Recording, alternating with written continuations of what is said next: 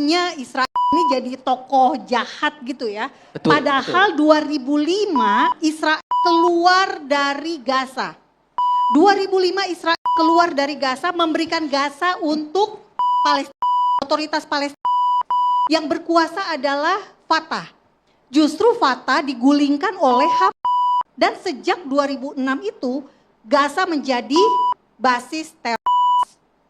Nah, kalau mau dibilang merdeka atau mati, pilihan saya adalah orang Gaza harus bisa hidup berdampingan dengan orang Israel. Jangan kirim rudal, jangan bangun terowongan. Monik, untung lu nggak hidup di zaman penjajahan dulu. Bisa-bisa kalau lu hidup di zaman itu, kita masih dijajah kali sampai zaman sekarang. Yang bener aja, kalau kita mau melihat atau menilai suatu pihak itu jahat atau baik, ya kita tidak bisa menilainya secara parsial.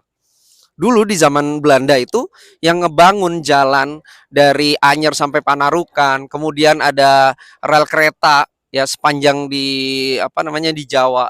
Kemudian kalau di Jakarta itu ada banjir kanal. Atau di sini nih, di puncak nih. Yang membebasi lahan puncak siapa? Ya kolonial Belanda.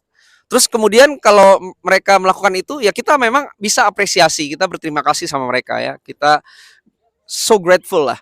Tapi kita nggak bisa menganggap mereka kemudian menjadi baik-baik saja ya berada di sini. Ya kemudian mereka bukan tokoh yang jahat. Sementara yang dibangun-bangun tadi itu melalui darah-darah anak bangsa sendiri gitu ya. Rakyat kita sendiri yang menjadi korban gitu.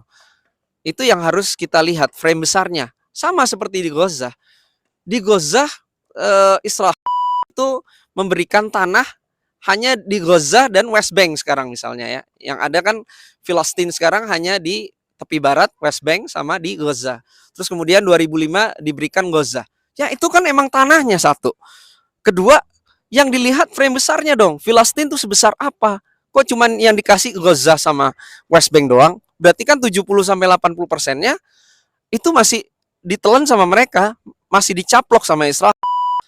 Ya kalau memang mereka mau untuk berdampingan, ya mereka harus cabut dulu nih, Israel harus cabut dulu status kenegaraan Israel di Filistin, dikembalikan lagi kedaulatan negara itu kepada pemerintahan Filistin, pada rakyat Filistin, dan mereka boleh tinggal di situ, mungkin di Swaka, ditaruh di daerah tertentu, ya, dan kemudian hidup berdampingan sebagaimana dulu di zaman Rasulullah SAW di Madinah itu kan Rasul dan para sahabat juga bisa hidup berdampingan dengan kaum Yahudi dan kaum Nasrani di situ.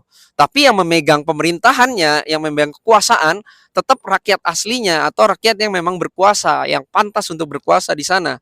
Dalam konteks ini adalah rakyat Filistin. Balikin dong. Kalau seperti itu baru bisa dikatakan kita bisa berdampingan dengan mereka.